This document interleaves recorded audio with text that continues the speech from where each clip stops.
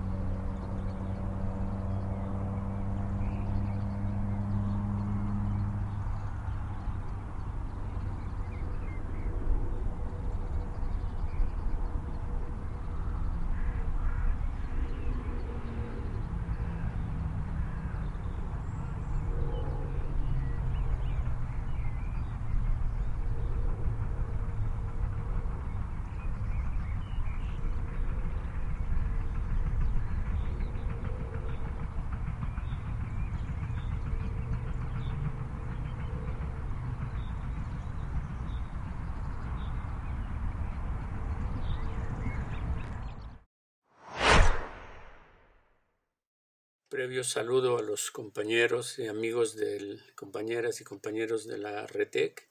Envío mi ponencia que para esta versión de nuestro Semitec se ha optado por una forma diferente, enviar un video respondiendo a 2 preguntas que tienen que ver con lo ocurrido en nuestros países a partir de la pandemia y qué puede hacer uno desde su disciplina para poder comprender y aportar.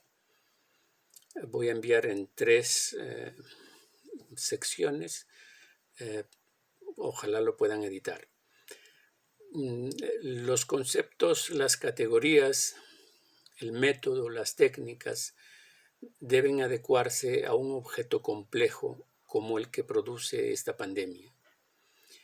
Esta complejidad se estructura casi ante nuestra vista, mostrándose como nunca, casi obscenamente, imponiendo la necesidad de un abordaje interdisciplinario de manera muy obvia. Así, al triangular la información como dispositivo metodológico, ahora excede a las fuentes y compromete toda la visión de la parte y la visión del todo. De igual manera, lo local y el hecho social total dejan de ser imágenes académicas para hacerse obvio en la comprensión del tiempo-espacio, lo efímero y el instante como una forma predominante de habitar el tiempo, y de lo íntimo privado espejeando con lo global, cruza todo desde el amor hasta la muerte, de lo doméstico a lo político, haciendo que éste se vuelva aquello, haciendo que el hecho social total en el sentido de Mauss y de Lévi-Strauss se visualice, porque el virus afecta el conjunto de las relaciones sociales, conmociona a todos los actores sociales y políticos, a las instituciones, a la vida cotidiana, festiva y ritual, a los valores, etc.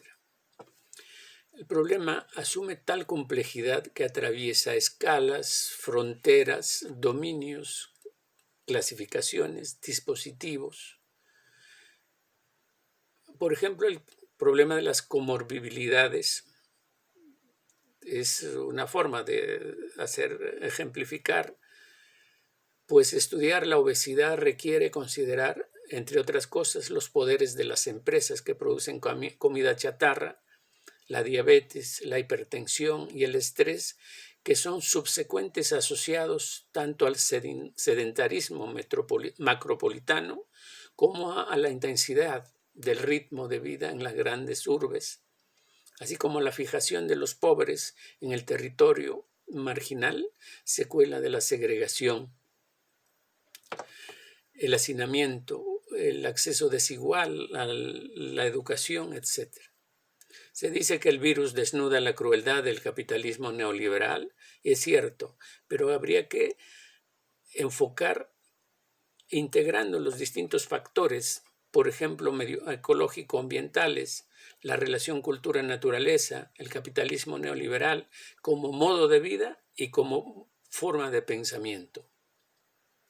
El cuerpo y el consumismo individualista, el impacto social y personal de las nuevas tecnologías, el quiebre de las relaciones intergeneracionales, las redes sociales, entre otras muchas cosas. Por ello, un estudio, antropológico de la pandemia debería considerar aquello que esta enfermedad desata, es decir, desata, al mismo tiempo que observar lo que le antecede y le excede. Por ejemplo, las políticas neoliberales que desmantelan los sistemas de salud al privatizarlos, y ver también que de un lado está el COVID y del otro su contacto con una serie de enfermedades no transmisibles y transmisibles que ya operaban antes de esta crisis mundial, como la influenza, el dengue, la sida, tuberculosis, enfermedades mentales, anemia, etc. Estas enfermedades interactúan en contextos socioterritoriales marcados por desigualdades muy profundas. Para cubrir conceptualmente un aspecto importante de este complejo de factores que intervienen en la crisis sanitaria, Meryl Singer acuña el término sindemia, que elabora a partir de integrar las palabras sinergia y pandemia para mostrar una situación territorial donde dos o más enfermedades interactúan de tal forma que causan un daño mayor que la mera suma de estas dos enfermedades. Así, el solo hecho de la mayor letalidad del COVID en obesos, diabéticos e hipertensos vislumbra la ruta de complejidad a la que hoy hay que encaminarse para poder entender la enfermedad y actuar en sus causas. 2. Como un componente de este haz complejo de problemas que interactúan está la comunicación de la crisis y sobre la crisis.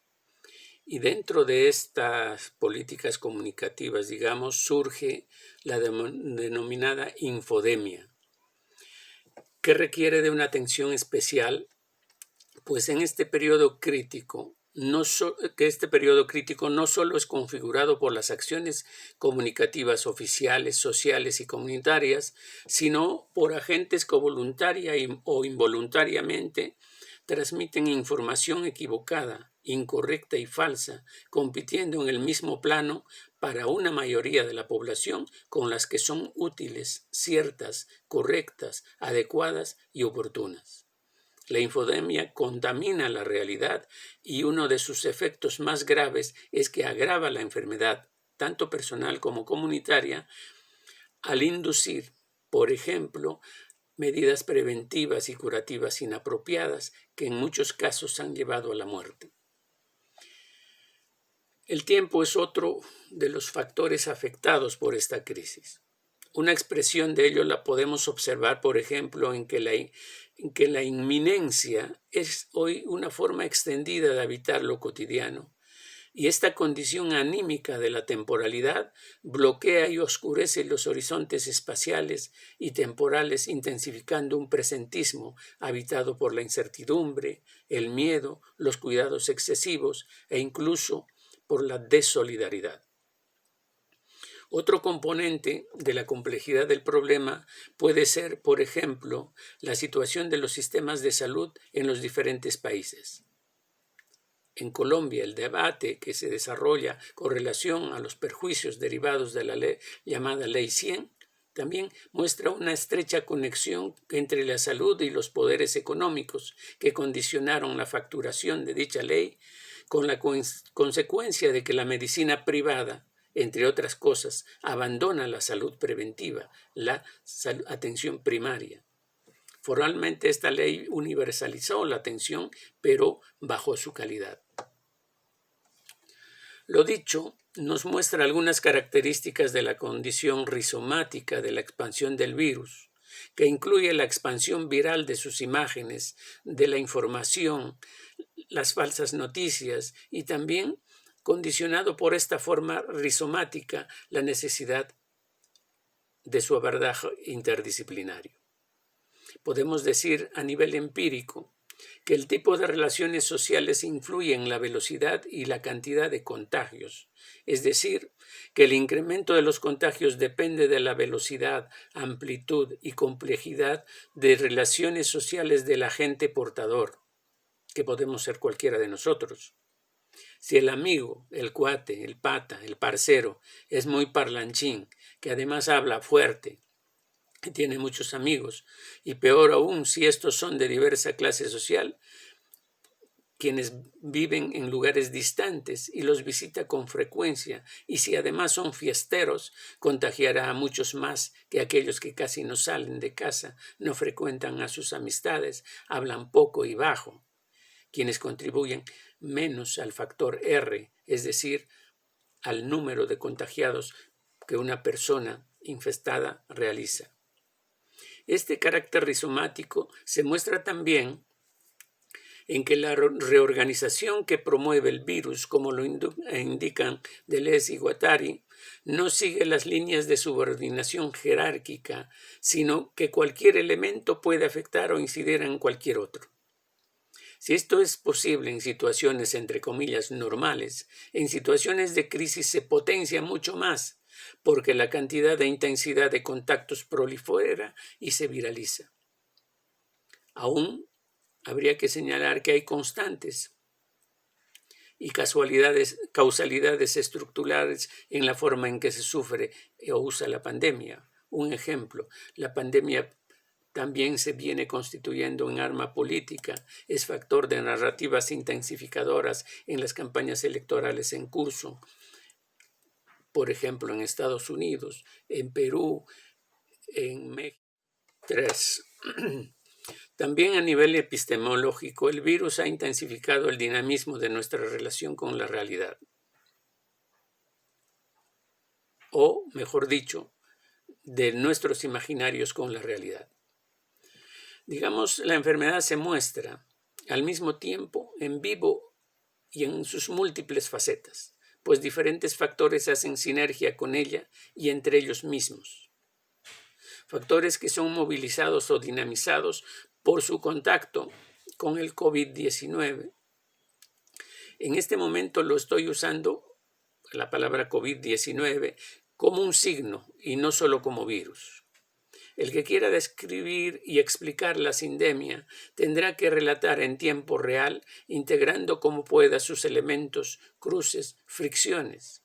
En este sentido, si los conceptos de territorialidad y territorialización nos ayudaran a una visión más dinámica del territorio que parecía estar ahí, yacente, entre comillas, el virus, o mejor dicho, la sindemia, nos arrastró en su torbellino. No habíamos aún terminado de saber o de decir algo cuando eso ya estaba cambiando o eso ya era otra cosa.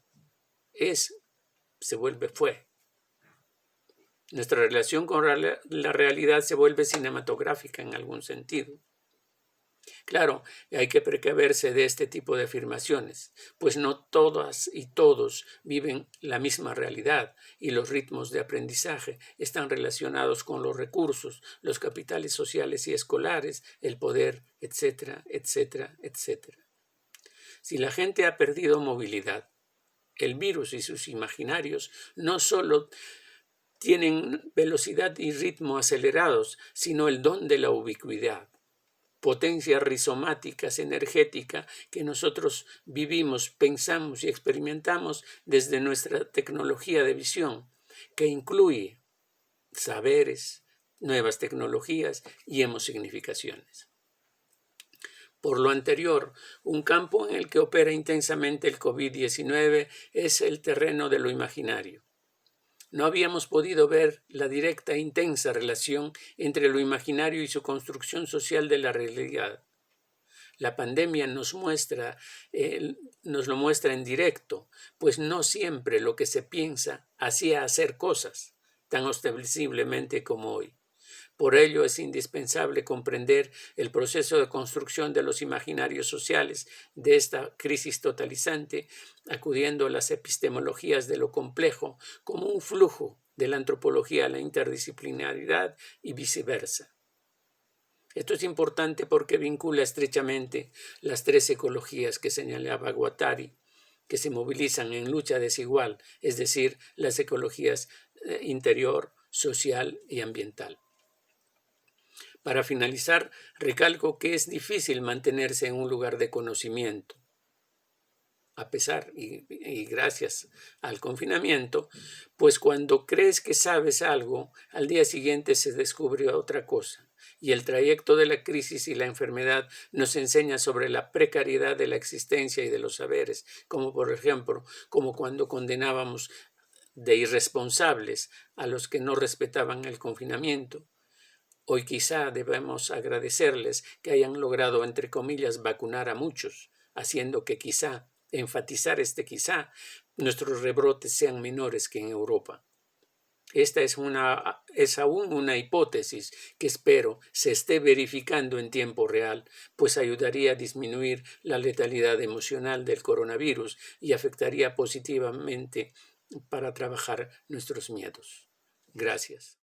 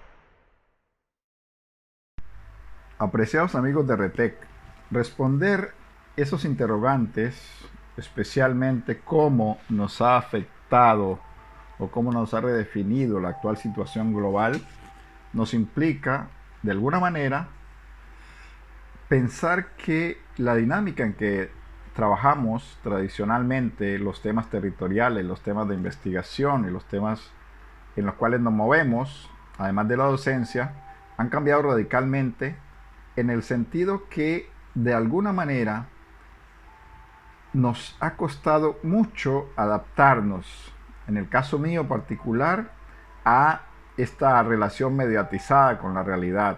Una relación en la cual todo debe pasar por el computador, por el celular, por el WhatsApp, por algún instrumento que nos permita mantener la interacción. Ese fenómeno entonces dificulta particularmente la captación de la realidad directa, dificulta el diálogo, que es, digamos, la base en la cual construimos nuestro conocimiento. Entonces, ante esa dificultad para un diálogo directo, para un diálogo cara a cara, todo pasado por una mediatización en la cual las emociones realmente no se sienten, o por lo menos no estamos acostumbrados a sentirlas y a discernirlas como tradicionalmente lo hemos hecho. Entonces esto nos plantea que debemos empezar a aprender a leer a través de los medios.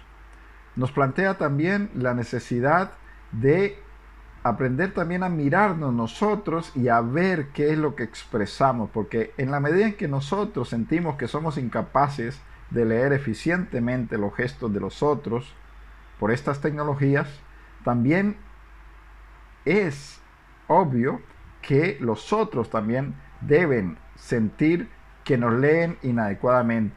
Por lo menos nos leen inadecuadamente parcialmente. Y en ese sentido, entonces, los aprendizajes que estamos haciendo son unos aprendizajes forzados, en el sentido que ya las realidades que estamos acostumbrados a tratar, a palpar conceptualmente, a extraer, ya no nos son tan disponibles. Ahora están distanciadas, ahora deben ser de alguna manera abordadas con cierta velocidad, a otro ritmo y con otros medios. Esto entonces nos plantea que debemos de alguna manera volvernos muy, en el caso mío, volverme muy sutil a la hora del análisis, volverme muy eficiente a la hora de captar la información. Y ahí entonces aparece una interrogante, es hasta dónde podemos usar estos medios de comunicación y hasta dónde, digamos, ellos mismos y el potencial que tienen en términos de análisis de información con software y con todos estos desarrollos de la informática, pueden ser un apoyo importante para el desarrollo de nuestra labor, para que nuestra labor como investigadores no pase al olvido, no quede en la obsolescencia, sino que se mantenga de alguna manera en otro nivel, que logremos otro nivel de aproximación a la realidad que nos permita hacernos más eficientes, que nos permita de alguna manera también ser más capaces de actuar en unas condiciones como las que nos demanda este momento. En ese sentido, entonces, estamos abordados, en mi caso particular, y supongo que en el caso de muchos colegas y de muchos investigadores sociales, estamos abordados a desarrollar conceptualmente muchos elementos que nos soporten las metodologías que debemos usar a partir de ahora para no paralizarnos en estas condiciones traumáticas en las que está viviendo la humanidad, donde lo fundamental es el distanciamiento social, donde lo fundamental es tratar de no contraer el virus, donde lo fundamental es tratar de protegerse para sobrevivir, porque en el caso mío y en el caso de muchos de los colegas estamos en el grupo de riesgo. Entonces, si sumamos a ese elemento del riesgo, si sumamos a ese elemento la lejanía que nos ha impuesto esta pandemia, nos toca buscar estrategias metodológicas para seguir acercándonos a la realidad que nos gusta analizar, a la realidad con la que compartimos, a la realidad que nos gusta de alguna manera tratar de transformar, para seguir no solo ese contacto, sino para seguir haciendo útil nuestra labor.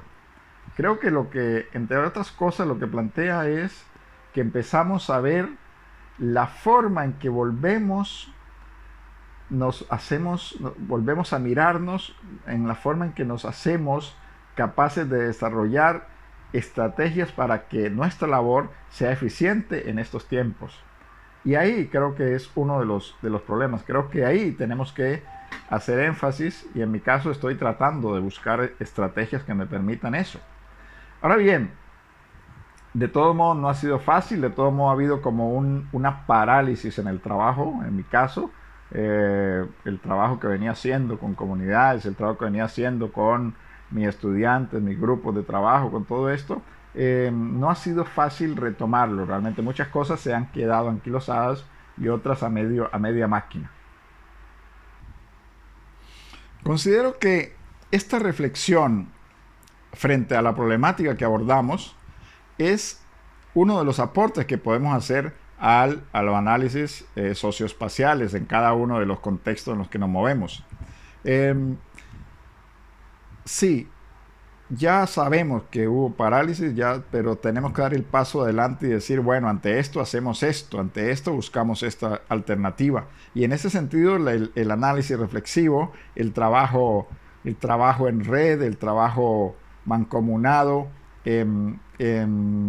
forma de el aprovechamiento de estos elementos mediatizadores de las relaciones humanas actuales pueden ayudarnos. Realmente hay muchos elementos que tienen potencial para ayudarnos, y en ese sentido creo que ahí tenemos que avanzar y ahondar mientras esta pandemia es superada, mientras se haya la forma de superar la pandemia, porque tampoco se justifica que perdamos todo el vínculo de nuestro hacer profesional, de nuestra tradición académica, por esta pandemia. Ya sabemos que hay ciertas estrategias para evitar el contagio, ya sabemos todo eso, entonces ahora damos el paso hacia aprender a usar los medios de información para mantenernos activos, para mantener nuestro trabajo en términos intelectuales, en términos académicos y en términos de apoyo a la sociedad en la cual nos movemos.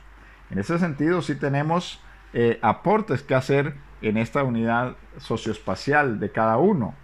Y los aportes fundamentales tienen que ver, por un lado, con apoyar a las comunidades, a los grupos humanos, a difundir lo que se conoce de esta pandemia, ¿sí? Lo que estamos viendo es que, aunque la información fluye, sin embargo, hay elementos culturales, elementos sociales que ayudan a que la gente se exponga. Y yo creo que ahí tenemos elementos que aportar en la pandemia. Y también yo creo que debemos mantener la crítica social. Eso es fundamental.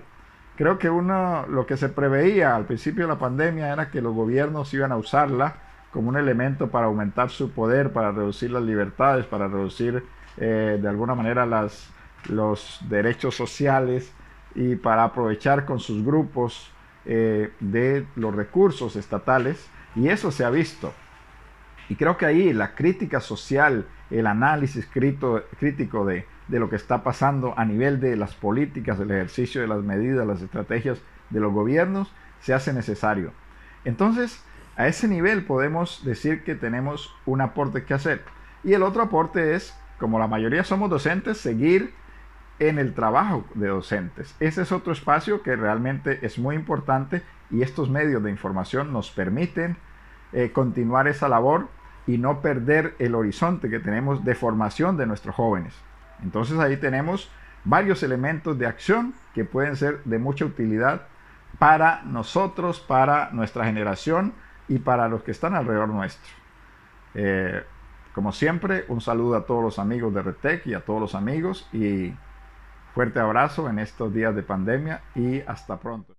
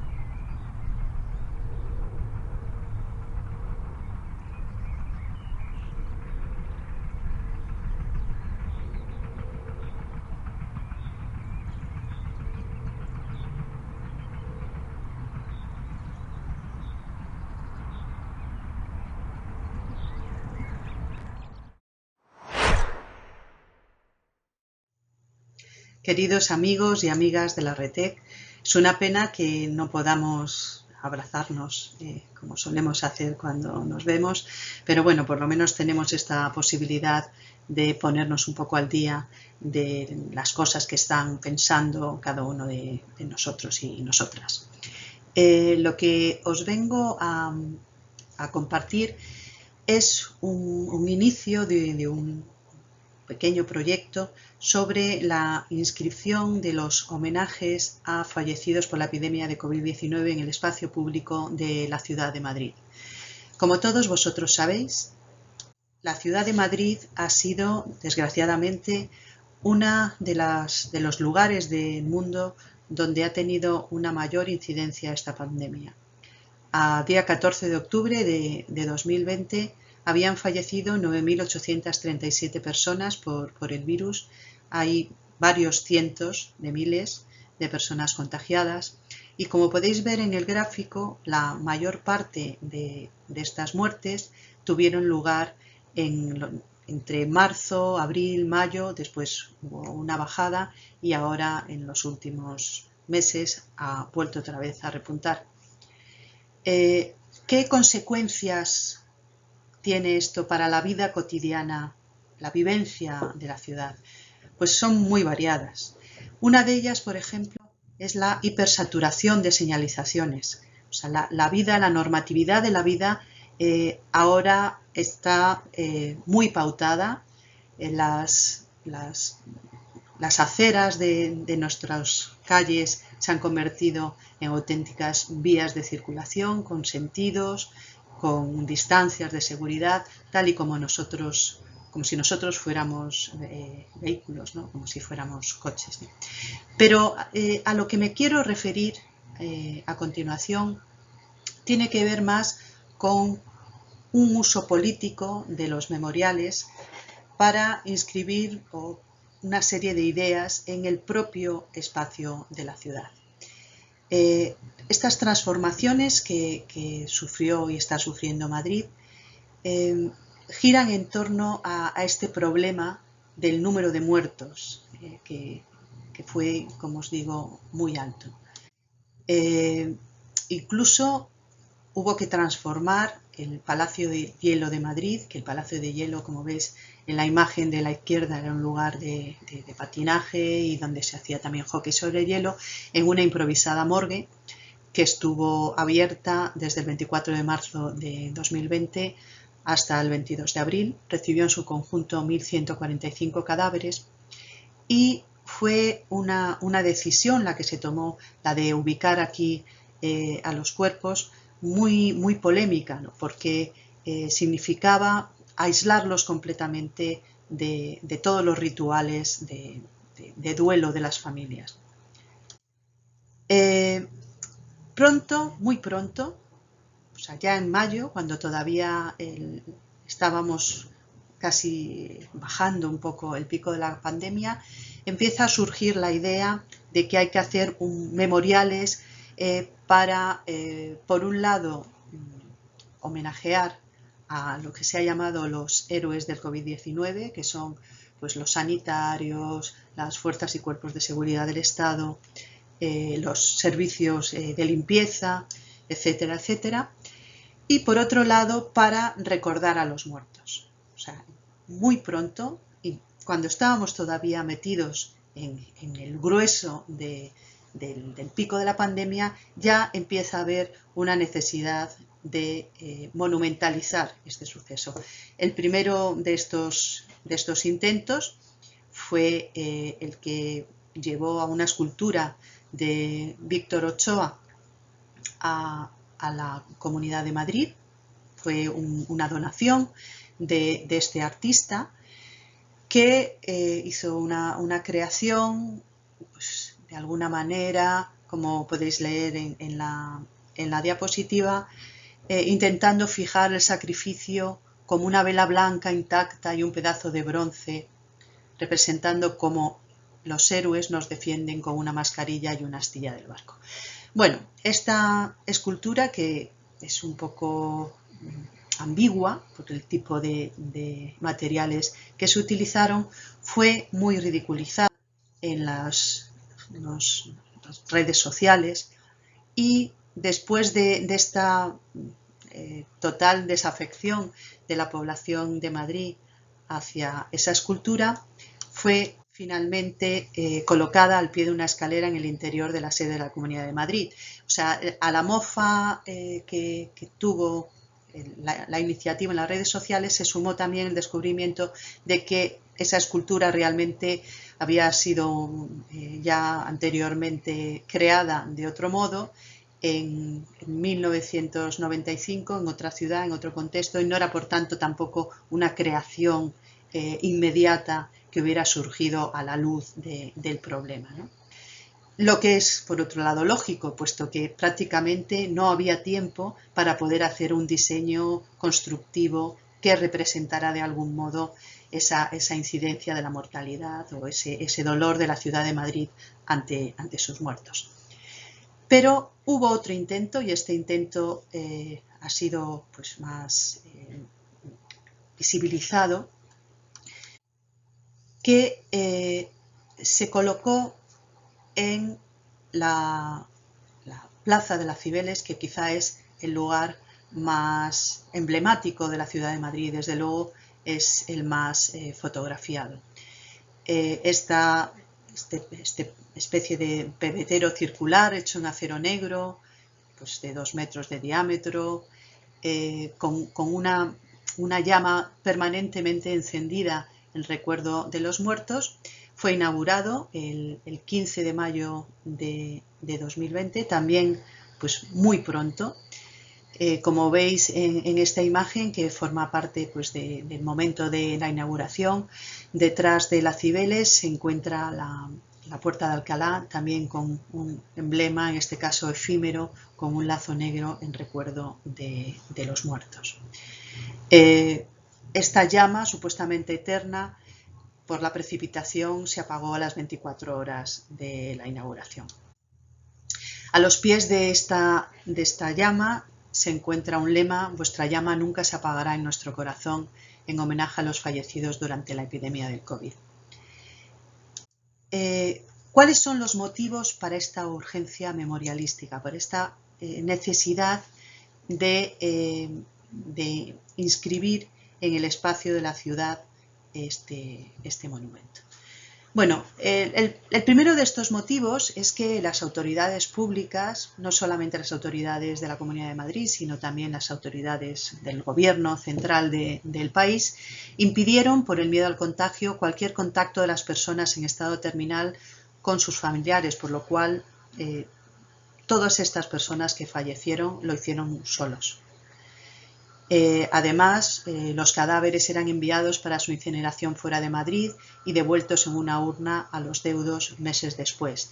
Hubo también un apagón informativo en relación a estos muertos que no pudieron ser fotografiados. Se impidió a los fotógrafos, a los periodistas, que accedieran a ninguno de los lugares donde se producían estas muertes, y por lo tanto es como si aquello no hubiera pasado. Una intención realmente fuerte por borrar esta parte más negativa de la pandemia, mientras había una gran afluencia de datos, estadísticas de tipo pues, administrativo, que bombardeaban a la población constantemente con consignas, etcétera, etcétera, ¿no?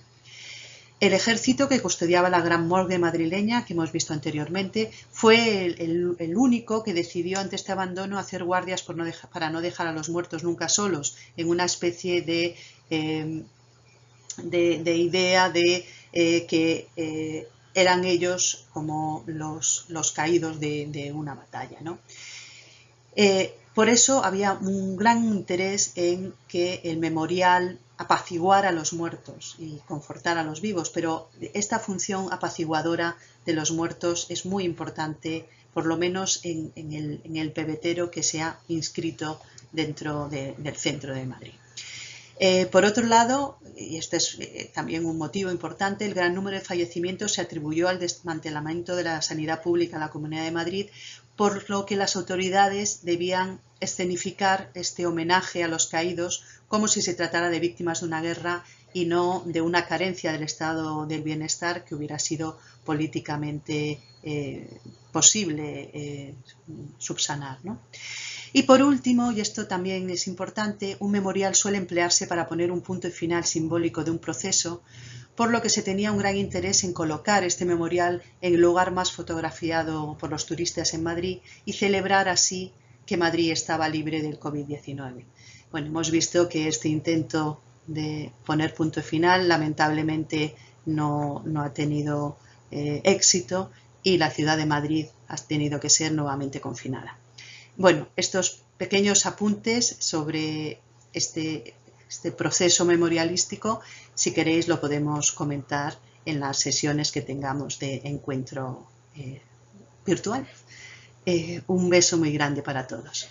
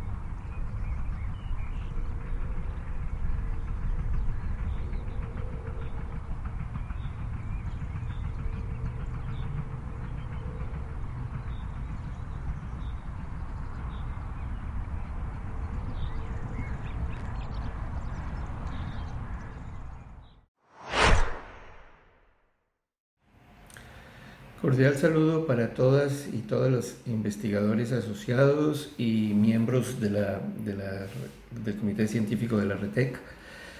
En este CEMITEC 2020 al que hemos sido convocados para reflexionar sobre dos grandes preguntas.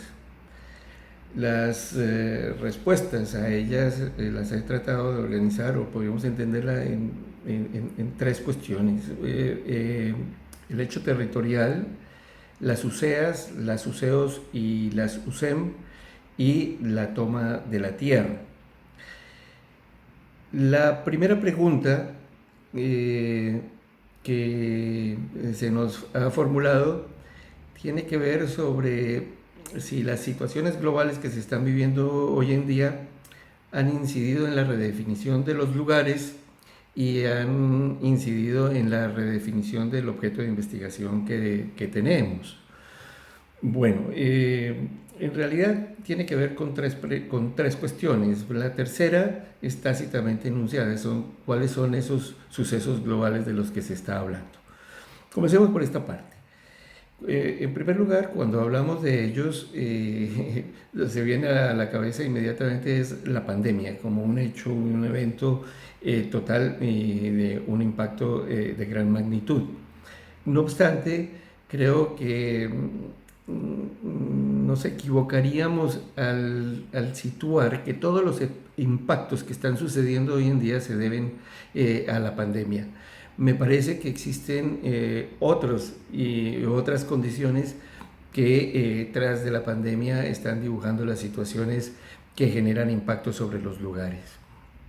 En ese sentido, me parece que hablar de los impactos sobre los lugares todavía es como muy temprano para hablarlo. Sí, creo que hay una insinuación decididamente directa sobre ciertos lugares, por ejemplo, los lugares cotidianos, como los ha llamado Dimeo. Esos lugares cotidianos sí que han tenido un impacto directo no tanto por la pandemia, los espacios cotidianos de la pandemia sí, los hospitales, los lugares de la sanidad, etcétera, sí.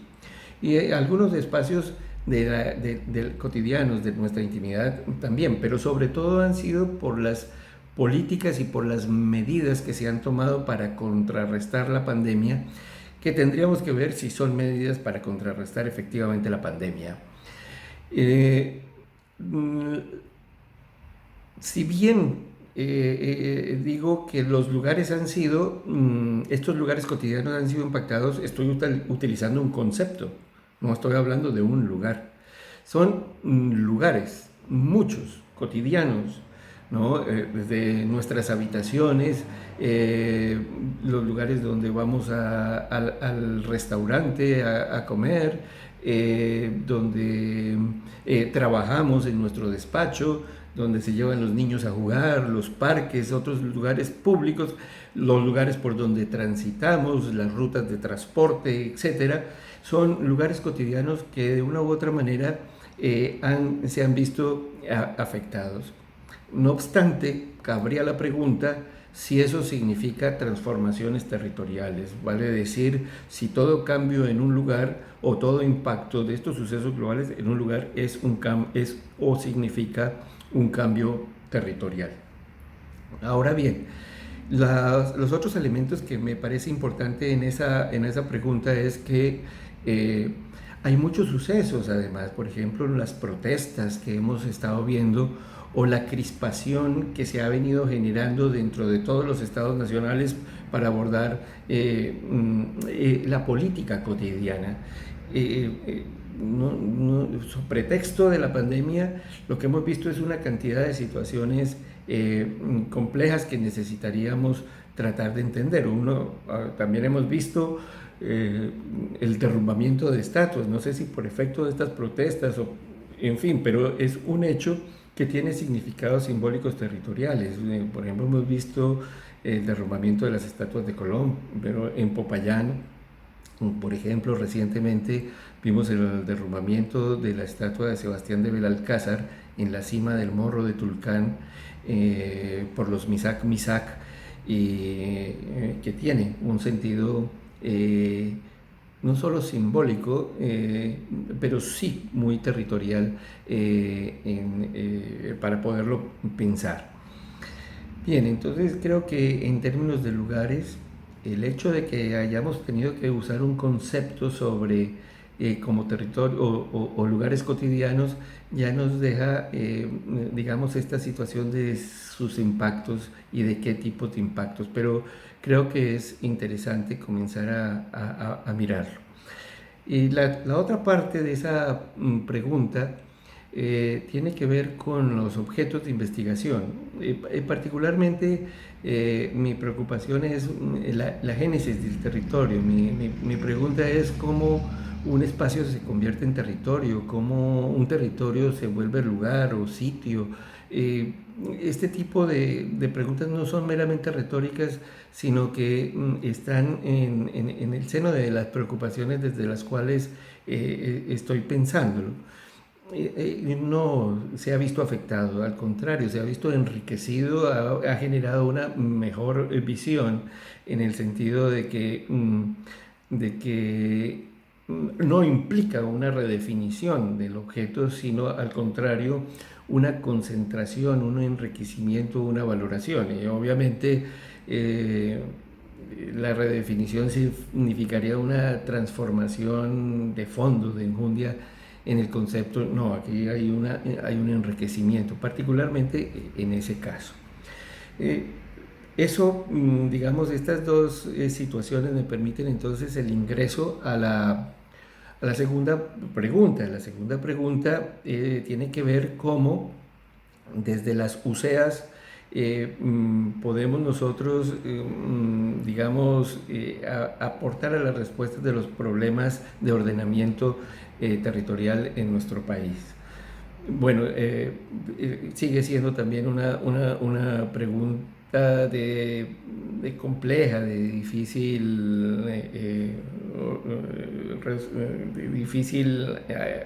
estructuración en un tiempo tan limitado. Pero quisiera proponer lo siguiente. Creo que a las UCEAs les hace falta los UCEOs y las UCEM para complementarlas, y me gustaría proponer esta reflexión y esta discusión por si se considera pertinente, si es procedente en esta reunión del CEMITEC. Son las unidades socioespaciales de observación y las unidades socioespaciales metodológicas. Por unidades socioespaciales de observación, entonces, se entiende justamente a aquellos lugares específicos desde los cuales estoy observando. Puede ser en los lugares cotidianos, que es un concepto. Entonces, precisar si es un parque, si es una calle, si es un lugar de tránsito, si es un lugar de recreo, si es un lugar de habitación doméstico, si es un lugar de trabajo, etcétera, como pueden ser el despacho, la habitación, en fin, que ya he comentado al respecto. De tal manera que esas UCEOs también nos pueden llevar hacia otros espacios, por ejemplo el sótano, como por ejemplo lo subterráneo, como por ejemplo el mar internacional, o aguas territoriales, como nos puede llevar a otros lugares desde los cuales hacer nuestra reflexión con precisión. Las UCEAs entonces podrían permitirnos observar las problemáticas que estamos viendo. Particularmente me interesan las génesis, las transformaciones, pero a otros les interesaría los procesos de reurbanización, quizás a otros la indigenización de los territorios o la campesinización también. En fin, problemas que tienen que ver con esos espacios de manera particular. Y las UCEM, las unidades socioespaciales metodológicas o teórico-metodológicas, que son aquellas que producen los constructos con los cuales nosotros interpretamos esas realidades, como puede ser el hecho territorial. En este momento, entonces, dejaría esa precisión allí. Me quedan 2 minutos que voy a pedir me permitan para exponer finalmente la otra parte de la respuesta. Creo que los estudios territoriales sí tienen que aportar a los procesos de ordenamiento del país. He usado la idea de la toma de la tierra porque creo que hay acciones constitutivas de un ordenamiento territorial, y particularmente en Colombia se han venido produciendo. Esas tomas constitutivas, la constitutio mundi, desde las cuales podemos pensar el territorio, están consagradas no solamente en una constitución política, sino en los procesos sociales que a lo largo de 30 años, porque el año entrante cumplimos 30 años de constitución, han venido engendrando territorio. Pero tenemos una dificultad, es que se engendra el territorio pero no somos capaces de percibirlo. Me disculpan esa idea totalizante, pero me parece que es importante que comencemos a generar esa visión sobre la cual han emergido unos escenarios territoriales muy interesantes en Colombia, en donde esos 3 hechos que constituyen el hecho territorial, comunidad, consensos y espacios han hecho una convergencia importante desde las cuales necesitamos hacer unas nuevas lecturas para poner los pies sobre la tierra. Con ello espero haber contribuido, o por lo menos he puesto sobre la mesa algunas de las expectativas que los organizadores de este CEMITEC han tenido, y espero poder haber respondido con la mejor intención. Bueno, muchísimas gracias.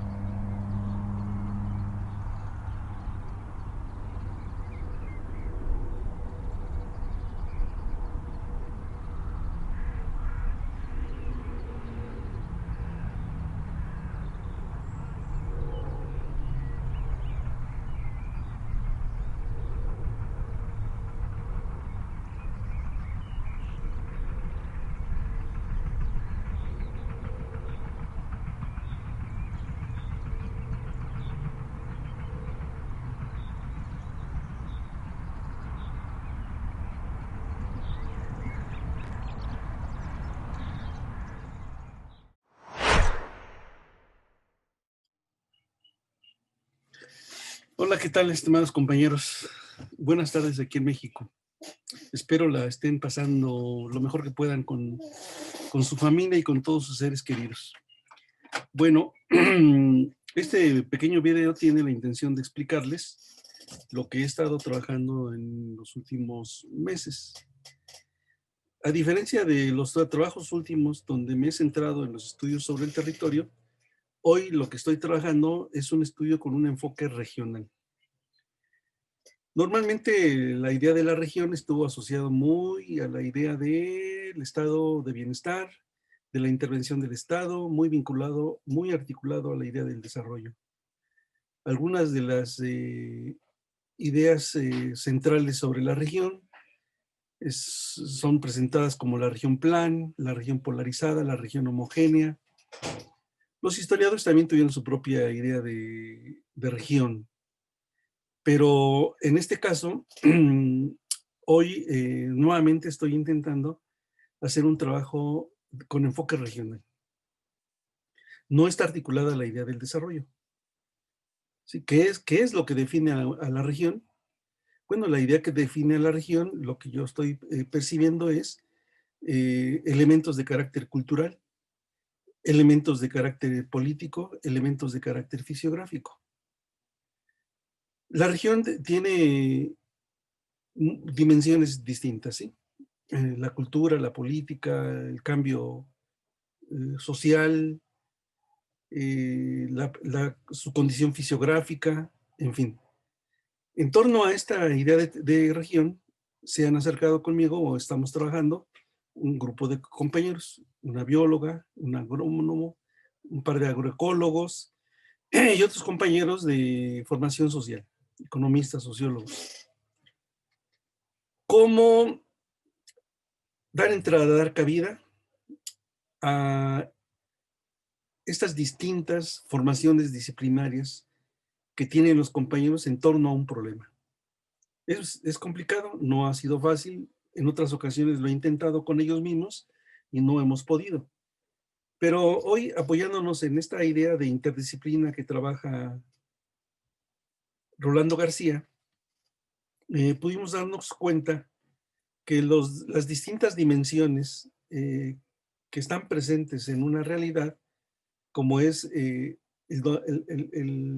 ámbito geográfico, biológico, el ámbito de lo social y lo cultural, y el ámbito de lo cognitivo o mental, pueden ser articulados a partir de una pregunta general que dé entrada a estos distintos enfoques. Entonces, en la región que nosotros vamos a trabajar es la región que está conformada por 8 pueblos indígenas en el volcán de la montaña, de la Malinche. Es el cinturón superior del volcán, son 8 pueblos que rodean a este volcán, son pueblos originarios, pueblos indígenas, donde se habla el otomí, todavía se habla el otomí y el náhuatl. ¿Sí? ¿Qué es lo que tienen en común todos estos pueblos? Pues el cultivo de la milpa, el cultivo de sus maíces nativos, una, vamos a decir, cultura gastronómica, similitud en las formas y técnicas de producción, ¿sí? Elementos de carácter festivo también comunes. Entonces es una región, podemos decir en términos generales, una región homogénea, ¿sí? Que le permite todos estos elementos tener un sentido de articulación. Pero bueno, estamos en un contexto social, político y mundial distinto, y entonces esta idea de región que estamos trabajando tiene varios problemas que tenemos que resolver. El primero es el de orden metodológico.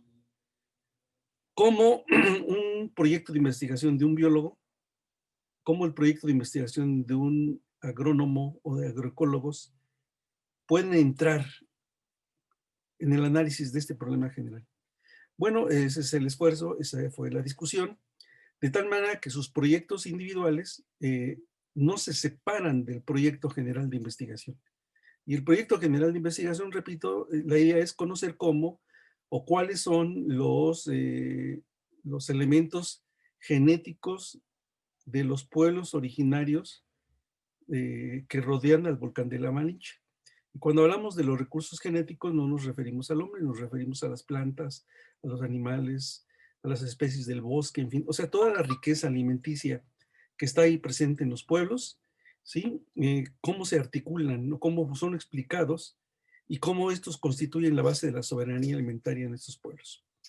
Bueno, entonces el biólogo entra y se pregunta por algunos de los elementos de orden biológico que están presentes ahí.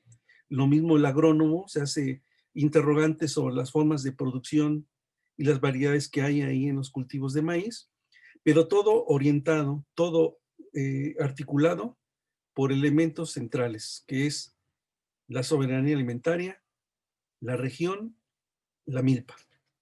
Y también, de alguna manera, el concepto de comunidad, ¿sí? Entonces, todos los proyectos, sean de orden biológico, agronómico, social, cultural, se articulan en torno a esta pregunta de investigación, ¿sí? Son proyectos específicos que se articulan a esta pregunta de investigación.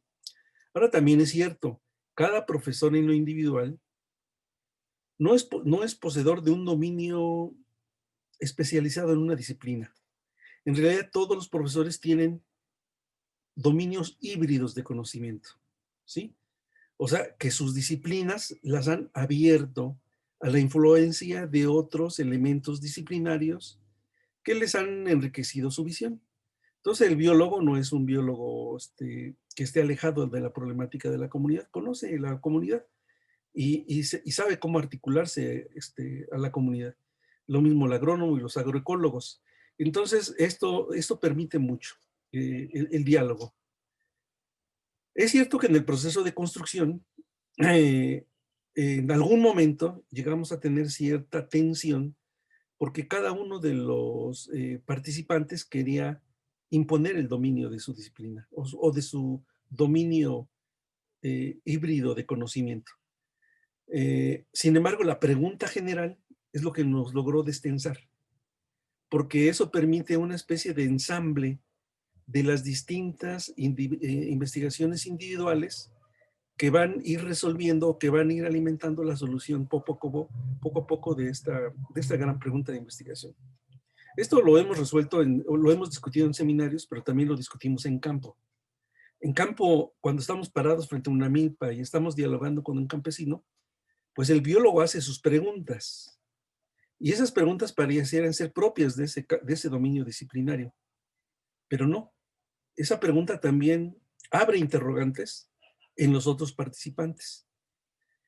Eso pues requiere de cierto conocimiento, cierta experiencia, porque en efecto no es fácil lograr establecer este diálogo, Y entonces nos hemos dado cuenta cómo en el campo el diálogo no es solamente un diálogo horizontal entre el investigador y los campesinos. El campesino pregunta, nos interroga, ¿sí? Lo interrogamos, nos formula preguntas, y este es un diálogo en un sentido epistemológico, si lo queremos ver también así, ¿sí? Pero también entre los participantes del equipo, porque entre ellos, entre nosotros, hacemos cruces de interrogantes, de preguntas. Entonces, esto ha sido muy interesante en el proceso que llevamos. No es un proceso ya maduro, es un proceso que todavía tiene su tiempo, porque el problema más adelante va a ser cómo articulamos los resultados de investigación en torno a una pregunta, sobre todo porque son varias tradiciones de investigación ahí las que están presentes. Entonces requerirá de un discurso unificador que articule los resultados de investigación de todos los productos para que la investigación tenga coherencia, tenga sentido. Y en esta perspectiva, el dominio biológico, geográfico, el dominio o ámbito de lo social y lo cultural y el dominio de lo cognitivo y mental deben de estar perfectamente articulados por los conceptos clásicos que les he comentado. La comunidad, estamos observando, creo que tenemos que verla no en el sentido tradicional de cómo el Estado llega y planea, o cómo el Estado llega y organiza y somete a las regiones. No, en realidad, esas regiones indígenas, si uno pone atención, en realidad son partícipes del cambio que por lo menos aquí en el país se está generando, ¿sí? Las políticas de corte neoliberal han sido poco a poco abandonadas por nuevas políticas de corte, el gobierno le llama de bienestar. Y se acerca a las comunidades y están generando proyectos de agroecológicos de gran envergadura a nivel de todo el país, ¿sí? Pero ¿por qué lo hizo el gobierno? ¿Sí? Las comunidades indígenas se buscó que fueran borradas, que fueran reconvertidas por la política neoliberal. El maíz era un obstáculo, el maíz nativo, la milpa era un obstáculo para las grandes empresas transnacionales que querían cultivar, querían que se introdujera el maíz transgénico ahí. Pero las comunidades resistieron, han resistido por mucho tiempo, pero en los últimos 30, 40 años el embate neoliberal fue muy fuerte sobre ellos. Entonces, ellas lograron resistir sembrando siempre sus maíces nativos, seleccionando y sembrando siempre sus maíces nativos. Y esa resistencia en torno al cultivo de la milpa, hoy en un contexto distinto, se observa la importancia estratégica de este tipo de maíz, porque los maíces están articulados con la alimentación en México y con la salud. Y hoy en tiempos de pandemia, ¿sí? Autoridades y científicos voltean y observan y dicen, es que los alimentos más sanos son los que vienen de los maíces nativos. ¿Sí? La tortilla, que es base, que es fundamental en la alimentación del mexicano, tiene fuerza nutricional si viene de los maíces nativos. Entonces, esto es muy importante, la resignificación, la fuerza que tienen ahora estas comunidades. Y estas regiones que se caracterizaron por conservar ese espíritu de resistencia y de cultura que tuvieron, pues ahora estas regiones tendremos que valorarlas y tenemos que caracterizarlas, porque ahora en ellas está depositada una cultura, una resistencia, características fisiográficas muy particulares, ¿sí? Que inciden en la política nacional, pero que no son entes aislados, se articulan, o sea, estas regiones se articulan muy bien a los órdenes nacionales e internacionales, porque finalmente la tecnología penetra a todas las casas de los campesinos. ¿Sí? Entonces, lo que estamos viendo en esta idea de Rogerio Hasbair, bueno, por aquí lo tenía el libro, Rogerio Hasbair, él en su último libro habla de la región global, ¿sí? O sea, esta articulación entre la región y lo global. Pero aquí también cabe una interrogante en esta experiencia que estamos observando, cómo la región ha incidido también en algún sentido en la reconfiguración del Estado y de la propia nación. ¿Sí? Entonces, esta idea de región-nación, creo que hay que estudiarla. Creo que es un reto epistemológico que hay que trabajarla. Esto es lo que quería plantearles y les agradezco mucho haberme escuchado. Gracias.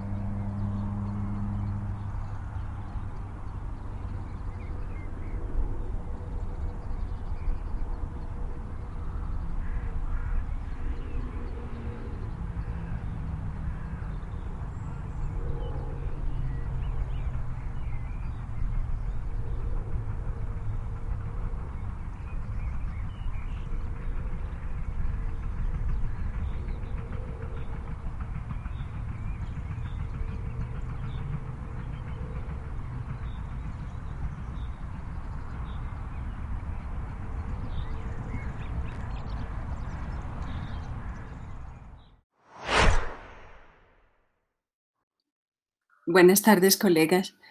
Bueno, aquí es tarde y en España es tarde y aquí en Colombia es por la mañana. Estoy muy contenta que podamos reunirnos en este Semitec 2020, aunque sean estas las condiciones en que nos vamos a escuchar, en que vamos a conversar. Intentaré ser un poco más breve de los 10 minutos. Voy a proyectar las diapositivas de lo que tengo que presentarles, de lo que quiero hablarles.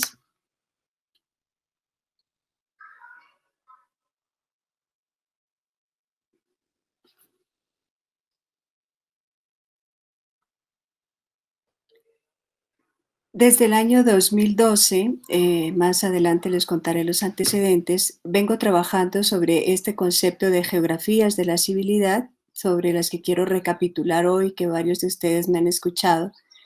Es un concepto que se construye a partir de una inquietud propia del país, pero que también lo he insertado en otros análisis fuera de Colombia. La pregunta que nos guía es de qué tratan las geografías de la civilidad y qué pueden aportarle en el doble vínculo estudios territoriales como transdisciplina, nosotros como territorialistas y la realidad en particular de este país, de Colombia. Las geografías de la civilidad, empiezo primero diciendo que están diseñadas desde la concepción que yo tengo como un principio político y como un método. Es un principio político en la medida en que genera o es producto de una decisión consciente y colectiva que muestra dignidades en acto, que muestra superaciones más allá de la del manido discurso sobre la resiliencia, es realmente asumir, hacer frente a muchas situaciones que no solamente las viven las poblaciones de a pie, digamos, sino también los gobiernos locales. Por el otro lado, las geografías de la civilidad son un método para el investigador porque hay que tener la disposición para encontrar esa civilidad contrahegemónica y esas virtudes ordinarias, como diría Ignatieff. Los principios teóricos centrales que animan esas geografías de la civilidad, desde mi punto de vista, son tres, propongo tres principios. El primero es la relación entre reconfigurar y restaurar, y entiendo la reconfiguración como el punto de partida, porque esas sociedades locales o esos gobiernos deben estar dispuestos a querer reandar, digamos, a querer producir de una manera distinta el territorio y a querer restaurarlo, a buscar mecanismos de todo orden, económicos, socioculturales, políticos, emotivos, para poder restaurar lo que quieran restaurar y para generar una posibilidad de vida distinta en medio de adversidades contundentes, porque esa es una de las características de la geografía de la civilidad, que siempre las he diseñado conceptualmente para encontrarlas en lugares donde parece que solo existe miseria y donde no hay otra posibilidad de vida. El otro principio teórico es la ontología doméstica. Las geografías de la civilidad, sostengo, se producen en la vida cotidiana, se producen en el mundo doméstico, que ejerce como una suerte de laboratorio porque es el espacio dubitativo y al mismo tiempo el de la certeza, el que permite generar eso que podemos llamar, citando a Riquet, la metáfora viva. El último principio de la geografía de la civilidad que propongo tiene que ver con la relación derecho al territorio y justicia cognitiva. El derecho, realmente, cuando hablamos de derecho al territorio, estamos hablando de una civilidad situada, de una civilidad vivida. Más allá de la ciudadanía, es el don de gente, digamos, todo lo que existe en distintas culturas en el mundo, de quién es gente y quién no. Los NASA dicen, nosotros somos NASA, los otros son los otros. Los Misak dicen, Misak es gente, si usted quiere ser gente, tiene que tener estas pautas y estos comportamientos, por ejemplo. Y también tiene que ver esa relación derecho al territorio y justicia cognitiva con cómo esa civilidad situada produce un conocimiento que da poder, que es un conocimiento, es un poder responsable, comprometido, creativo, cognitivamente, válido y valioso. Es un conocimiento materializado, no es funcional, pero es un conocimiento que se utiliza, que se vuelve tangible para poder rehacer, restaurar las condiciones de vida difíciles. Esas geografías de la civilidad, digo lo que he dicho al principio, las he trabajado en otros lugares fuera de Colombia, pero en particular desde el 2012 hay distintos proyectos que me han animado a ponerlas en funcionamiento. Al principio era un concepto que estaba en prueba, como se hizo en los proyectos sobre cambio climático y reconfiguración territorial en las inmediaciones del Parque Natural Nacional Los Nevados de la zona andina alta de Colombia, en lo que se conoce como Manizales, como Pereira. Y ahí se trabajó 2 proyectos con sus siglas BASEA y con sus siglos Reconfiguración Territorial, PNNN, y empecé a hacer ese ensayo de cómo funcionaba ese concepto. Encontré que había que ubicarlo en lo local, y en realidad todo es local, porque la vida acontece donde estamos, el mundo no pasa en otra parte, pero quería ver cuál era el impacto más allá de una determinada acción que pareciera don de gente o que pareciera civilizada. Y luego proyecté eso a otro proyecto en términos de ver qué pasaba con lo que denominé municipios tipos post-conflicto, para poder entregar un concepto ya más hecho de geografías de la civilidad a una investigación conjunta que hicimos con María, con Paula y con otros compañeros, que se trató de abordar la territorialización de la memoria para el diseño de políticas públicas locales, regionales y nacionales, en sus siglas TEM. A partir de ahí, desde el año pasado, desde principios del 2019, finales del 18, digamos, noviembre del 18, todo el 19 y lo que va del 20, pese a la pandemia, he estado desarrollando este proyecto con Diana Carolina Rico, el de las narrativas territoriales posguerra, y con Paola Costa, el de la Casa Rururbana, y aquí ya vuelvo a entregar una geografía de la civilidad con esos principios que les comenté antes. Voy a detenerme en esas narrativas territoriales posguerra. Es el proyecto que ya culminamos, estamos escribiendo el libro con Diana, esperamos entregar el libro más o menos en enero, diciembre-enero, y se llama así, Narrativas Territoriales Posguerra de la Serranía del Perijá. Es un proyecto en el que yo propongo en particular cómo tratar esa idea de salvajismo y de no ser humano que tienen los guerrilleros, que es el principal obstáculo para que el proceso de paz pueda generar una vida distinta en este país, esa idea que tiene Roger Bartra del salvaje artificial y del salvaje en el espejo, es decir, cómo nosotros ver la otra cara del espejo y poder encontrar ahí a seres humanos que remiendan la ropa, que se ocupan de sus compañeras, que acicalan a sus niños para irse a la clase, pero que al mismo tiempo se organizan de manera, digamos, regularizada por el Estado, se someten después de haber estado más de 50 años como un batallón, como un ejército de guerra, y se someten a tener una vida reglada en términos de la normalidad del Estado colombiano y entran a crear organizaciones, a formar parte de los consejos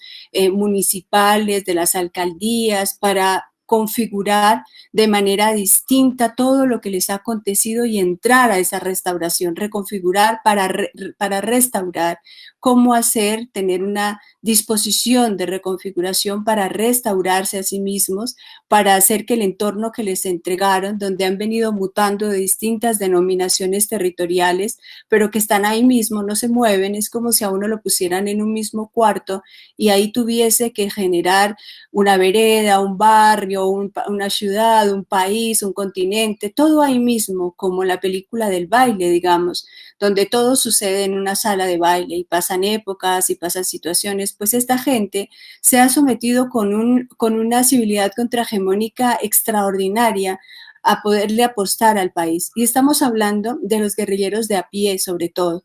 Hay comandantes, hay gente de la alta cúpula de las ex-FARC que también están en estos lugares y lo están haciendo, pero no hablamos del partido político, hablamos de la gente, del soldado raso, digamos, que le ha apostado una vida distinta.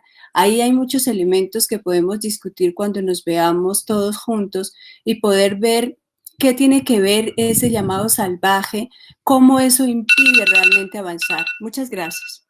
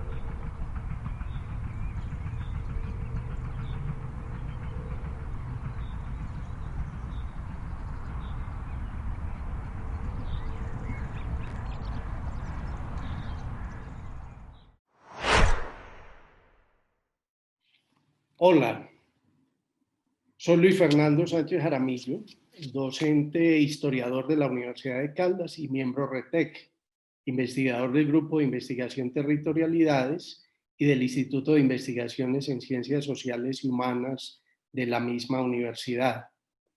Me referiré a la redefinición de plaza como lugar territorial de estudio en el ámbito de la actual pandemia. Manizales es una ciudad de 171 años, cuya evolución urbana ha estado determinada principalmente por su topografía. Localizada en la parte occidental de la cordillera central de los Andes colombianos, ha sido heredera de un relieve montañoso cuyo suelo se ha ido adecuando conforme ha crecido la población. Es decir, que el suelo ha tenido que adaptarse, o bien allanando sus montículos, o tratando sus laderas para contrarrestar los deslizamientos, especialmente en épocas de lluvias.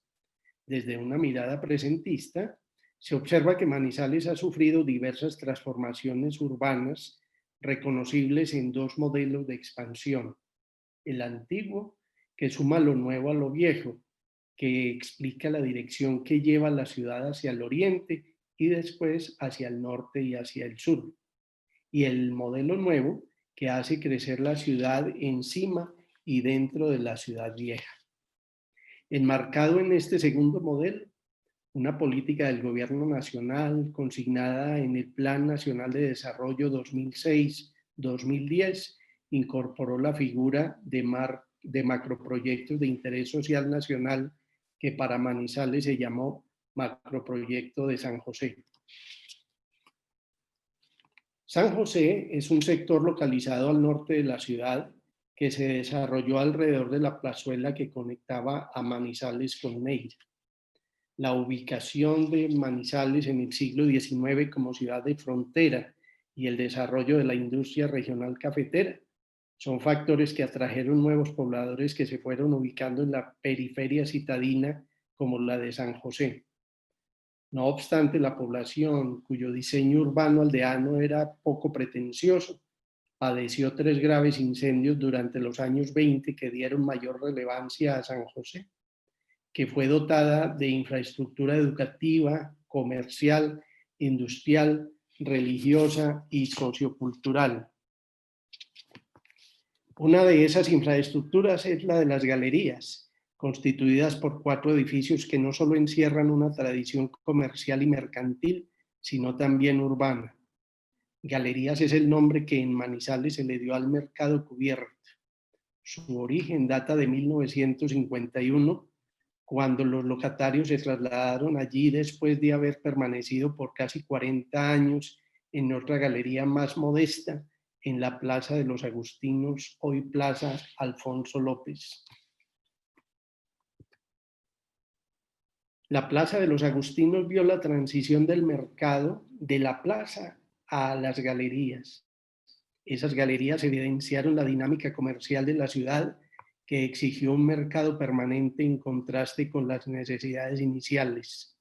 El mercado se había enviado allí a comienzos del siglo XX porque la plaza principal de Manizales demandaba otros usos. Es pues primordial conceptuar sobre la idea de plaza de donde se origina la tradición de mercado para comprender mejor el peso territorial y urbano que plaza y galería han tenido para la ciudad. Y considerando la actual pandemia, hay que examinar la forma como se ha redefinido la plaza como lugar territorial de estudio. Tal como lo afirma Lévi-Strauss, casi todos los grupos humanos sedentarios han reservado un espacio dentro del poblado, la plaza de la danza. En efecto, la plaza es el lugar público por excelencia. Ella precisa la centralidad del poblado y define las calles que también son espacio público. Las calles y la plaza avisoran la expansión de la ciudad al mismo tiempo que definen el espacio privado. En Manizales, la plaza por excelencia ha sido la de Bolívar, que se ha bandeado entre plaza y parque. Esta variación hacia parque obedece a una delimitación del uso y a las tendencias hacia una ciudad jardín propias de mitad de siglo. Pero ese espacio central de la ciudad persiste en plaza, evidenciando la dimensión pública de la ciudad. En ella se representa lo sagrado y lo profano, no solo porque la Plaza de Bolívar enfrenta el edificio de su magnífica catedral al del Palacio de la Gobernación, sino porque la plaza también ha sido usada igual que que para conmemoraciones religiosas, para espectáculos culturales y todo tipo de manifestaciones de contenido político, social o cultural, concentrando en ella a miles de personas. En el pasado manizaleño, el empleo más vistoso de la plaza era el del mercado, y así se inscribió en la mentalidad de los pobladores, la plaza de mercado. Hay quienes consideran que el mercado fue la razón de la fundación de la ciudad. Sin embargo, las pruebas demuestran que fue el interés comercial que permitió la circulación de mercancías entre las poblaciones caucanas y antioqueñas, que fueron haciendo de Manizales un núcleo comercial de gran importancia. El mercado, en cambio, fue definiendo la ciudad del abasto, un territorio donde la escasez y la abundancia, la oferta y la demanda terminaban regulando los precios. El mercado, como lo expresó Émile Zola, era el vientre de la ciudad. Sin embargo, aunque el incremento de la población demandó mercados más frecuentes en la plaza, el establecimiento de tiendas por todas las calles de la ciudad transformó la idea de regulación de precios del mercado por el de la competencia que entrañaba el comercio. La especialización del mercado, la edificación de las galerías y la proliferación de tiendas fueron el preámbulo de la aparición de centros comerciales que Amendola llama la ciudad del aire acondicionado. En la plaza como lugar público se evidencian diferentes regímenes temporales.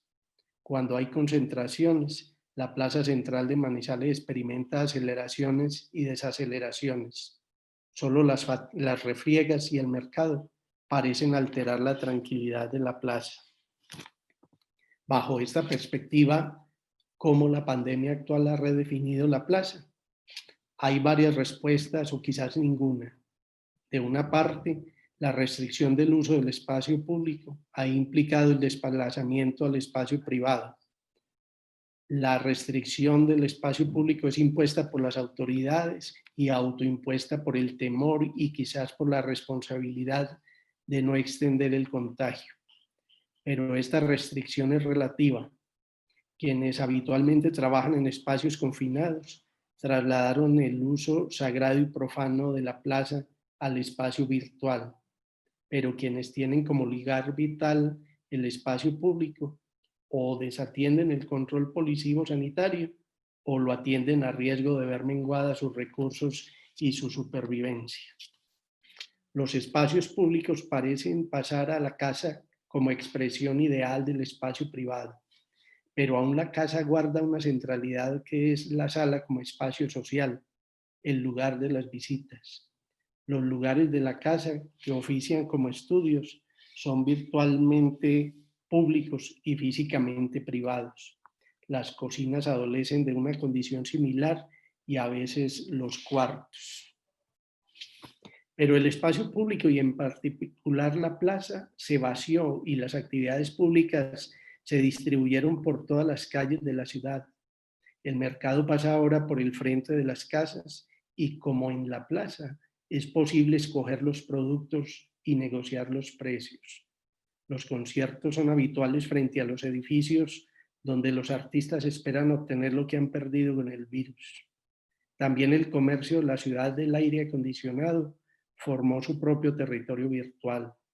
El tempo del mercado se observa lento en un paisaje de carretas que transportan productos agrícolas, mientras que el del otro comercio, el de los centros comerciales, se ve acelerado por el raudo circular de mensajeros en moto que entregan mercancías en todos los rincones de la ciudad.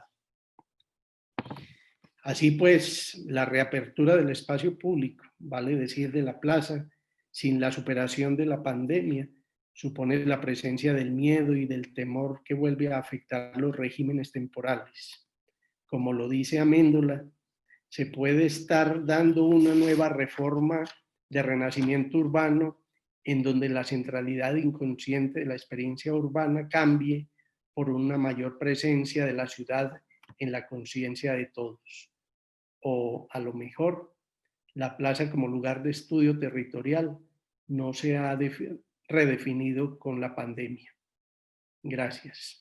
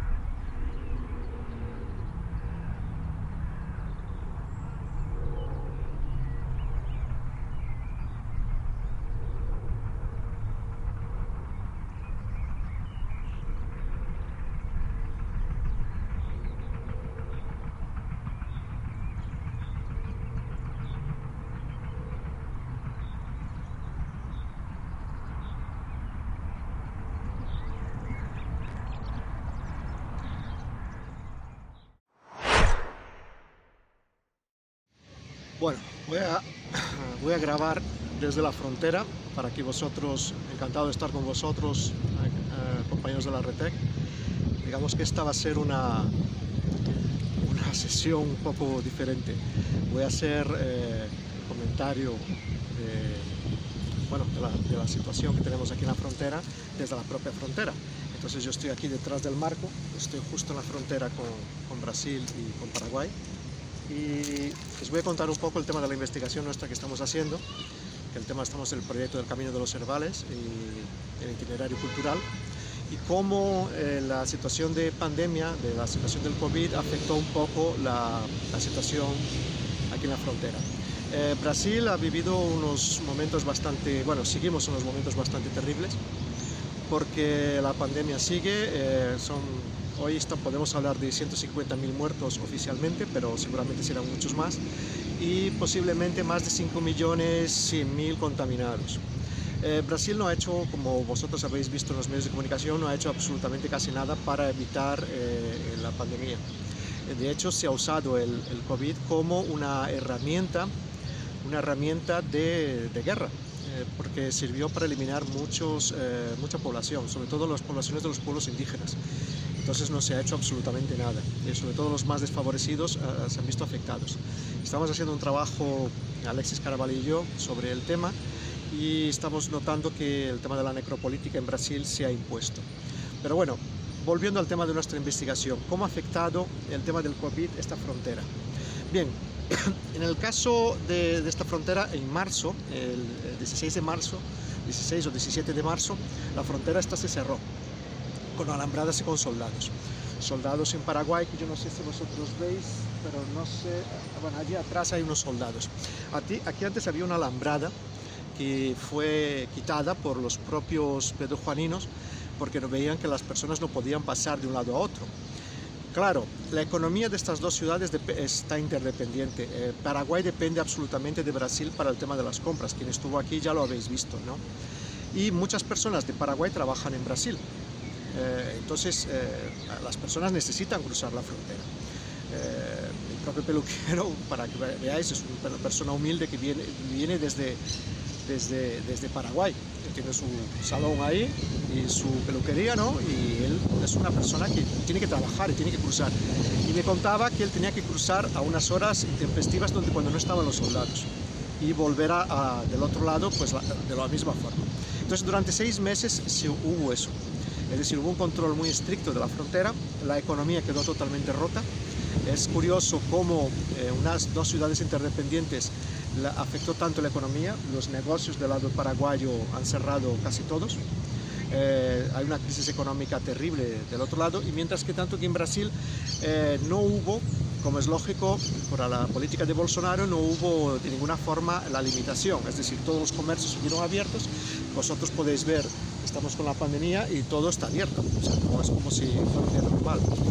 Sí está la obligación de llevar mascarillas cuando estás andando por ahí, pero no hay ninguna protección. En esta ciudad tenemos ya unos 20 muertos oficiales, 21, pero bueno, se ha asumido desde Brasil el tema de la muerte de la pandemia como algo natural.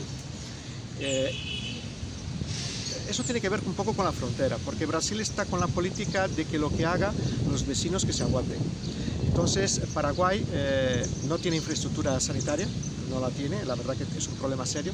Y ahora hay muchos más casos. Paraguay hizo un esfuerzo tremendo por evitar la pandemia entrar en el territorio.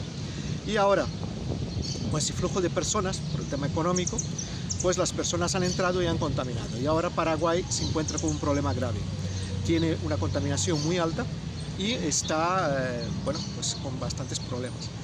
¿Eso cómo nos afecta a nosotros? Bueno, para nuestro proyecto, pues ahora está todo bloqueado. No podemos hacer absolutamente nada, ningún paso de la investigación. Nuestro camino que viene desde el sur del estado, a la frontera con Paraguay, hasta el norte, pues no se puede hacer absolutamente nada. No podemos pasar del otro lado para hacer las exposiciones que teníamos previstas y no hay forma de hacerlo. Bueno, pues seguimos con el tema de la investigación, creando el tema de la base de datos de los puntos interesantes. No obstante, vemos una situación grave en el tema del camino, sobre todo porque se ha destruido parte del pantanal, algunos incendios muy fuertes provocados por el tema del agronegocio, y han aprovechado para destruir uno de los ejes del camino. Entonces, veremos cómo eso nos afecta. Es decir, que en Brasil ahora hay una política totalmente basada en la destrucción. El tema cultural no interesa mucho, no interesa la verdad que nada. Nuestras investigaciones tienen bastantes problemas, sobre todo porque afectan al tema de los pueblos indígenas. Los pueblos indígenas en Brasil se consideran, sobre todo en este territorio, en Mato Grosso del Sur, se considera un problema. Hay muchos ataques a las poblaciones indígenas por parte del agronegocio, bastantes muertos. Este año son los 40 muertos ya en este territorio, es decir, que hay bastantes asesinatos de líderes indígenas, de población indígena en Mato Grosso del Sur. El CIMI, que es el órgano encargado de estudiar todo eso y llevar el control de la violencia sobre los pueblos indígenas, detectó un aumento alarmante de esa situación aquí en Mato Grosso del Sur. Tiene que ver sobre todo con el agronegocio. El tema cultural no interesa, entonces veremos lo que podemos hacer. En el aspecto económico, que es lo que yo os comentaba antes, de la frontera, hay una presión muy fuerte por ejercer Brasil su influencia en Paraguay. Ha habido casos, es interesante esto que os voy a comentar, sobre todo casos de violencia de brasileños que cruzaban del otro lado de la frontera y eran sometidos a humillaciones. Y de este lado no ocurría lo mismo. Entonces se produjo, es curioso que los soldados que vinieron de fuera humillaban mucho a las personas que eran de aquí, claro, son binacionales. Y hubo bastantes humillaciones, bastantes ataques, bastantes situaciones bastante lamentables, ¿no? Y eso produjo que muchos brasileños no crucen la frontera, o sea, no se atrevan ni a cruzar la frontera ni cuando está abierta. De hecho, dejas el coche del otro lado y cruzas la frontera andando y evitando pasar con el coche. ¿Por qué? Porque lo que hace normalmente de este lado es intentar ejercer algún tipo de coacción para que pagues a los policiales y a los militares para que puedas cruzar. Eso ha minado mucho la confianza de las dos comunidades. Las dos comunidades tenían antes una confianza que no era perfecta, pero bueno, tenía una confianza que cruzaban de un lado a otro. Pero ahora se ha minado bastante, mucho. Yo he notado que hay una especie de rechazo de los brasileños a los paraguayos. Antes ya no cruzaban, intentaban no cruzar lo menos posible y ahora, bueno, ahora se ha radicalizado. El tema de las compras, ya han visto que no es necesario ir a Paraguay para comprar, pueden comprar a través de internet. Eso es otro problema que va a haber dentro de la etapa post-pandemia. ¿Cómo esta ciudad se va a recuperar de esta situación? ¿Cómo van a poder cambiar todo el sistema económico que tenían basado en el turismo de compras, que ya no va a funcionar? Entonces, estas dos ciudades que vosotros que estuvisteis aquí en el tema de la RETEC, pues aún siguen sirviendo para hacer estudios bastante interesantes. Yo creo que estas dos ciudades, ahora vamos, con Carlos Samperlán y yo, vamos a intentar hacer un pequeño estudio de la región para enlazar con lo que teníamos antes. Un estudio previo que habíamos hecho en el 2016 con las mismas preguntas para ver cuál ha sido la reacción de un lado a otro, y eso lo vamos a combinar. Creo creo, por lo que podemos detectar, que no va a ser igual, no va a ser igual. Hay una etapa post-pandemia distinta.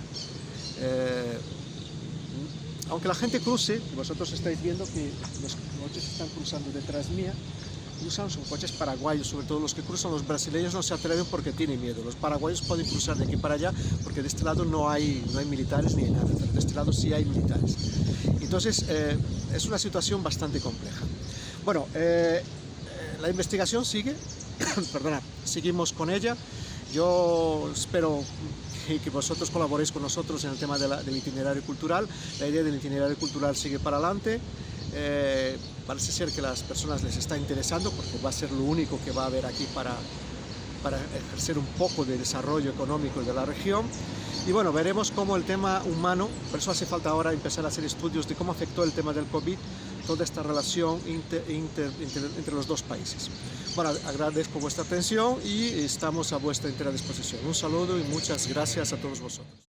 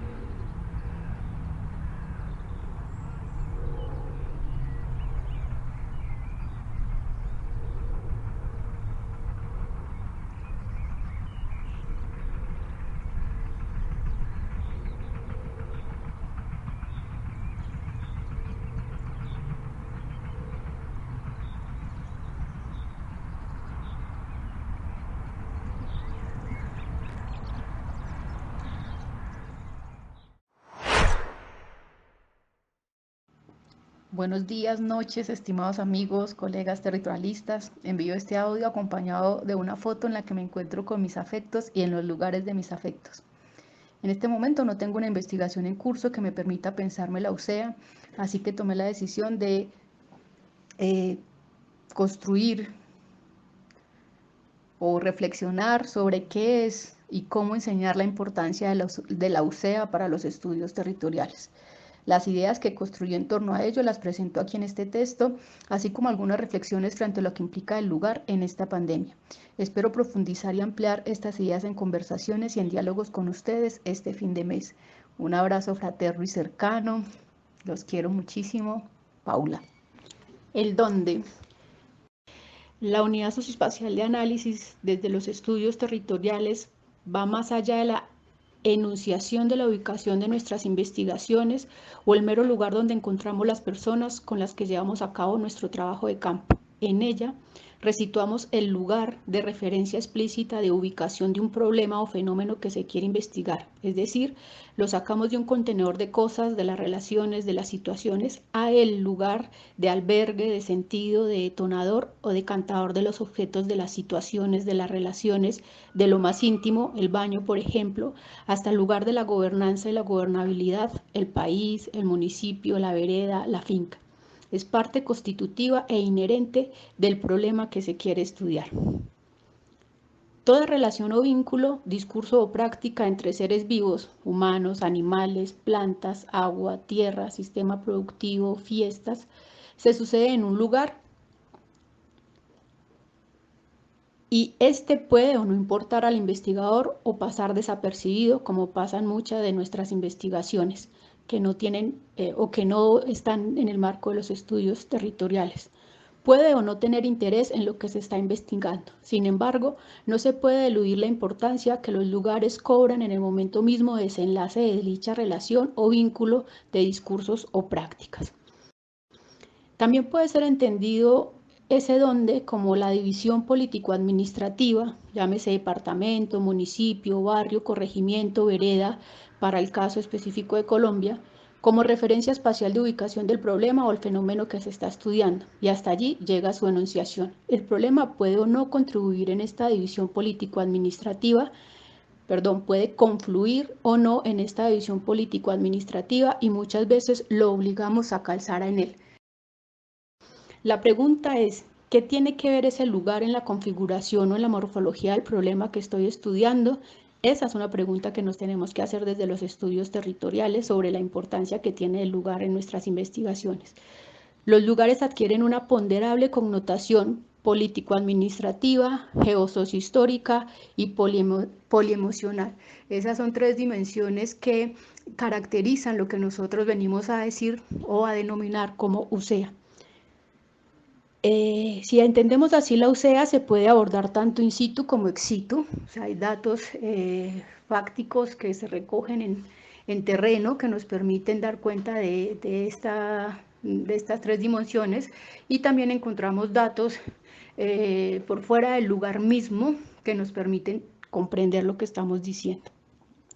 Fácilmente se puede caer en la trampa territorial de la contigüidad espacial y el metodologismo contenedor resultante de la forma moderna de ordenar el territorio. Esto es una cita de Giraud, en el que plantea, digamos, la forma como se ha venido asumiendo el lugar en las distintas investigaciones sociales o culturales o geográficas a veces.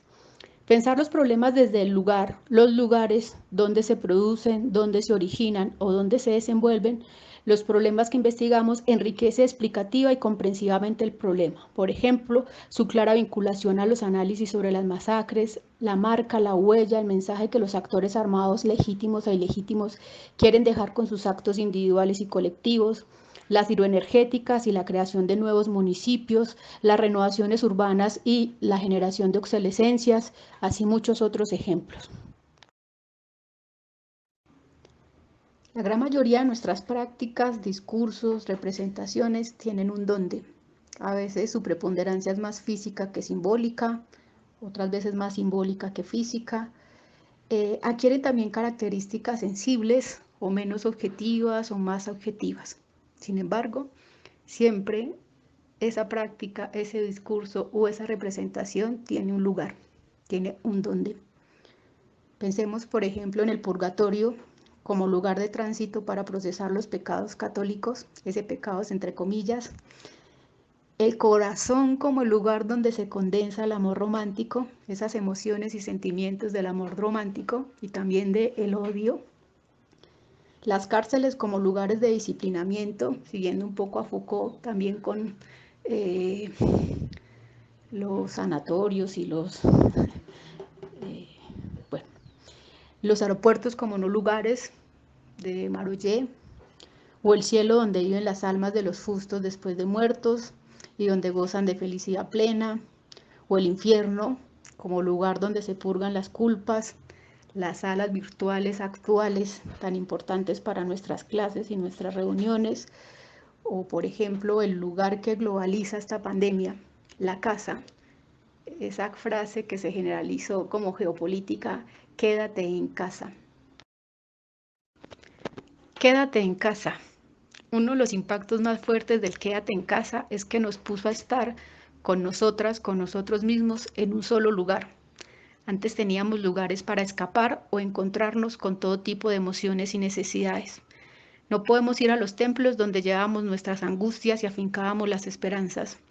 No podemos ir a los bares donde solas o acompañadas pasábamos las noches de insomnio de disfrute. No podemos ir a los parques, piscinas, senderos donde reposábamos nuestro carácter y nuestros demonios. No podemos ir al cine o al teatro donde disfrutábamos o nos enganchábamos con las tragedias, vivencias, ficciones de unos otros. Ya no vamos a la oficina, la empresa, la universidad, donde nos transformábamos en ese ser trabajador, funcionario, empleador, obrero.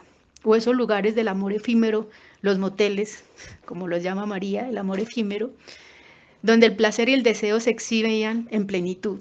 Y ni que hablar de otros tantos lugares en los que amar, nostalgiar, recordar, reír, llorar, odiar la vida, solas con nosotras mismas, sin lugar alguno que actúen muchas de nuestras emociones, sentimientos, representaciones.